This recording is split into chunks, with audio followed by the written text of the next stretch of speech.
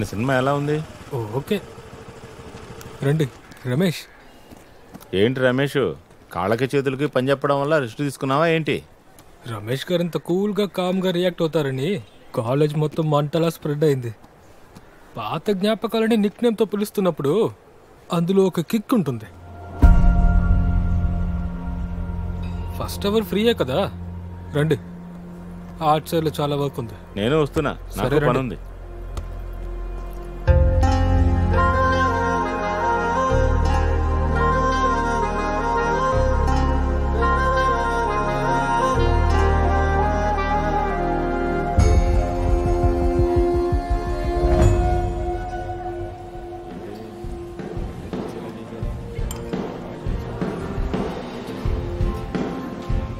Event date 14న, ఈరోజు తారీఖు 10. తిరువాదిలో మీరే చూసుకోవాలి. అందరూ వచ్చేసరిగా ఈ డ్రామా విషయాలు కరెక్ట్గా ఉందా మీరు చూసుకోండి. ప్రతిదీ కరెక్ట్గా ఉండాలి.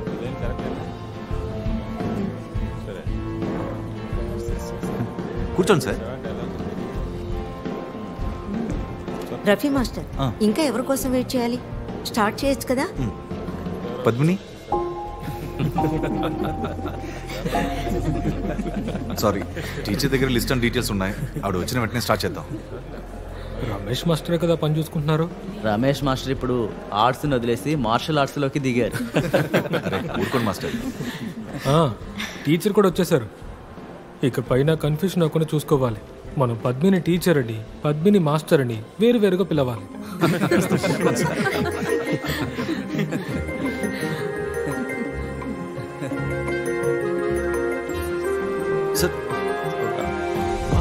మాస్టర్, ప్రతీష్ మాస్టర్, మీరు సైలెంట్ గా ఉండొచ్చు కదా.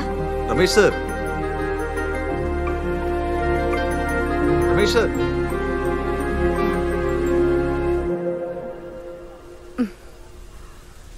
మా అమ్మా నాన్నల పెళ్లి ఇక్కడే జరిగింది. మన పెళ్లి? హే, దానికి వేరే ప్లాన్ ఉంది. ప్రతి దానికి సెంటిమెంట్ చూడకూడదు అని కల. దానికి చాలా ఖర్చు అవుతుంది కదా. సో వాట్, డబ్బు ఖర్చు పెట్టడానికేగా. ఏదో ఒక సామెత ఉందే. ఓ, నేను మర్చిపోయాను. శ్రీ, నేను షార్ట్ చేశాను. మీ అమ్మని మన దగ్గరే ఉంచుకుందాం. ఇంట్లో నువ్వు ఒంటరిగా ఉంటున్నప్పుడు నీకు కంపెనీ ఉంటుందిగా. నేను కోర్టుకు వెళ్తుంటాగా. వద్దు. లేదు, నేను వెళ్తాను. నాన్న లేకుండా మా అమ్మ ఎంత కష్టపడిందో నాకే తెలుసు. ఇంట్లోనే ఉంటే బోర్ కొడుతుందని నేనేవి కోర్టుకు వెళ్ళడం లేదు.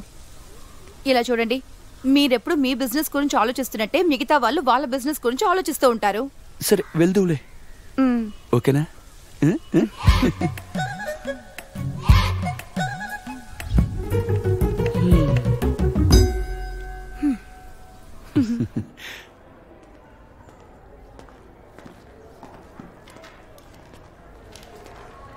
ఈరోజు వచ్చిన బుక్స్ బ్యాచ్ లో సజీవన్ పెరులూరు రాసిన లైక్ ద స్కై బుక్ ఉంది.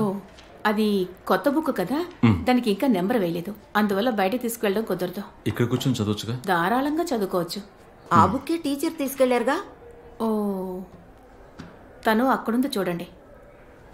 సరే.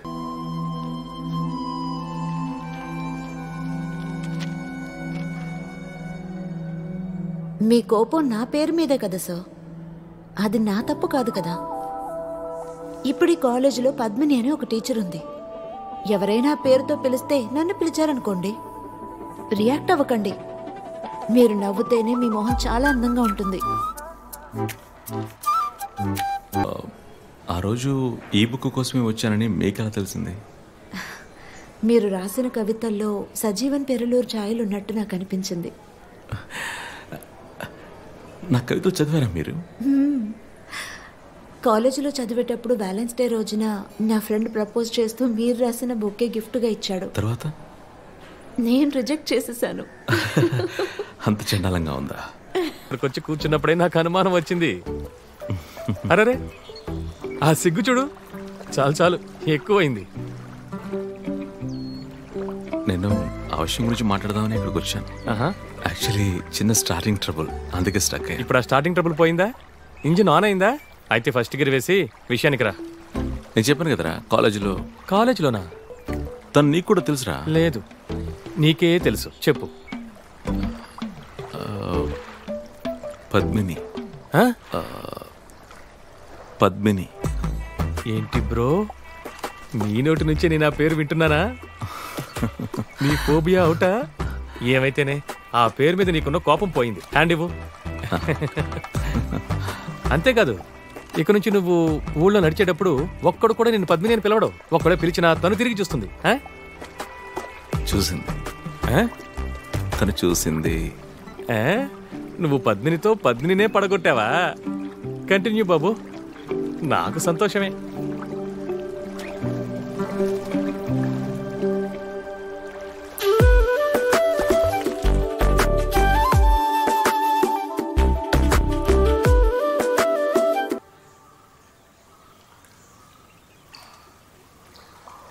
ఆ పద్మిని మీరు వర్క్ చేస్తున్నారు కదా?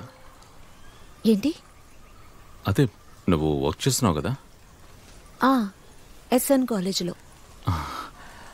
అక్కడ పాఠాలు చెప్పే రమేష్ మాస్టర్ ఎవరో తెలుసా? తెలీదే, కానీ రమేష్ మాస్టర్ దగ్గర దెబ్బలు తిన్న రఫీ మాస్టర్ తెలుసు. దెబ్బ కొట్టారు. నేను ఒక మంచి మూడ్ని సెట్ చేసుకున్నాను. ఎందుకు? అదే ఇంతకు ముందు నేను చూసుకోవడానికి ఎవరు రాలేదుగా, ఇకపై ఇటువంటి ఎక్స్పీరియన్స్ మళ్ళీ దొరకదనుకుంటా. నేను నెక్స్ట్ క్వశ్చన్ అడుగుతాను. మీకు దేవుడి మీద నమ్మకం ఉందా? నాకు చాలా ఎక్కువగా ఉంది. నేను ప్రతిరోజు గుడికి వెళ్తాను. అలాగా? నేను ఈ రోజు ఉదయం కూడా గుడికి వెళ్ళాను. వచ్చే సంవత్సరం నన్నా మనిద్దరిని. వాసు అన్నయ్య మా మామయ్య భార్యకి చెల్లెలు కొడుకు. 2 రోజులకు ముందు విచారించడానికి ఫోన్ చేస్తే వాసు అన్ని విషయాలు చెప్పాడు. మీరు అతనికి బంధువులని నాకు తెలియదు. అయితే మీరు ముందుగానే అన్ని విచారించినట్టున్నారు. మేము ఆడపిల్లి వాళ్ళం కదా. అంతేకాకుండా పద్మిని రమేష్ గురించి అన్ని విషయాలు వివరంగా నాతో చెప్పింది. ఆ విషయం మాకు పెద్ద సమస్య కాదు, ఎందుకంటే తనకి అతను బాగా నచ్చాడు, అది చాలు. అంతే కదండి. ఈయన పద్మిని వాడు మామయ్య. నమస్కారం. విలేజ్ ఆఫీసర్ గా చేస్తున్నారు. సారీ లేట్ అయింది. ఒక స్థలానికి కొలతలు వేయడం వల్ల. షర్టు కలర్ చాలా బాగుంది. అన్నీ మాట్లాడేసరిగా జాబ్ పర్మనెంటేగా? పర్మనెంట్ అని తెలిసాకే నేను జాయిన్ అయ్యాను. ఆల్రెడీ 1 year అయింది. రండి కూర్చుని మాట్లాడుకుందాం. మ్యాథ్సా? లేదు, మ్యాథ్స్ పద్మిని కదా, తను చెప్పింది. మొదలు పెళ్లి, ఆ తర్వాత ఏం జరిగింది? లేదు, ఫస్ట్ నైట్ రోజే. తెలుసు. ఇలాంటివన్నీ సహజమే, పట్టించుకోనక్కర్లేదు. నువ్వు ఎలాంటి తప్పు చేయకపోయినా కోర్టులోంచి డైవర్స్ తీసుకుంటే అందరికీ మంచిది కదా.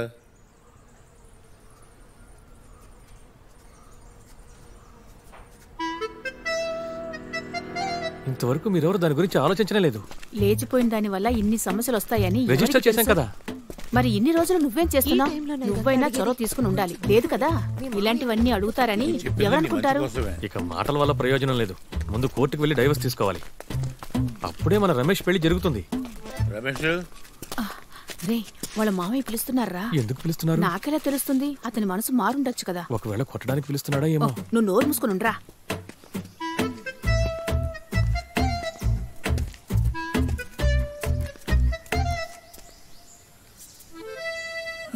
ఇప్పుడు నీ కాళ్ళకున్నవి నా చెప్పులు.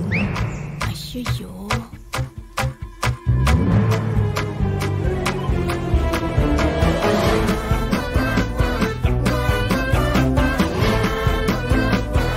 నా మాట వింటేనే కదా. పద్మిని చెప్పిన ఆ వకీల్ పేరేంటి? శ్రీదేవి. శ్రీదేవి. ఇవాళ కోర్టుకి నువ్వు రావనుకున్నాను. ఎందుకలా అనుకున్నావు? ఈరోజు నా కేసు తీర్పుకొస్తుంది కదా. తీర్పిచ్చే రోజున నువ్వు అసలు కోర్టుకే రావుగా. ఇలా చూడు, నాకంటే నీకు ఎక్కువ కేసులున్నాయని ఊరికే తుల్లి పడకు. ఇవాళ చూస్తావుగా, ఈ కేసులో నేనే గెలుస్తాను. హలో. కరెక్ట్ టైంకి మీరు వచ్చేసారు. మొహంలో ఏదో తేడా తెలుస్తోంది. తేడానా? నుదుటిన కుంకుమ ఉండేది, ఈ రోజు నేను పెట్టుకోలేదు. ఈ రోజు డైవర్స్ ఇచ్చేస్తారుగా.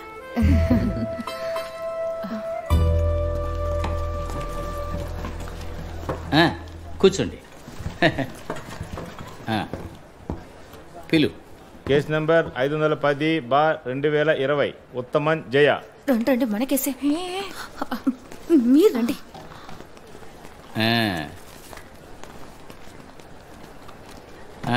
ఇది తీర్పిచ్చే రోజు తెలుసు కదా. మీరు మీ తీర్పు చెప్పండి. ఈ కేసులో పిటిషనర్ కోర్టులో చెప్పినట్టుగా భర్త యొక్క విపరీతమైన ప్రేమ ఇబ్బందిగా మారినందువల్ల విడాకుల కోసం ఈ కోర్టులో వాదించారు. అందుకు కావలసిన ఆధారాలు కోర్టులో సమర్పించనందున the petition has been dismissed. మీరిప్పుడు ఏం చెప్పారో నేను చెప్తాను. ఏయ్, నేనే గెలిచా.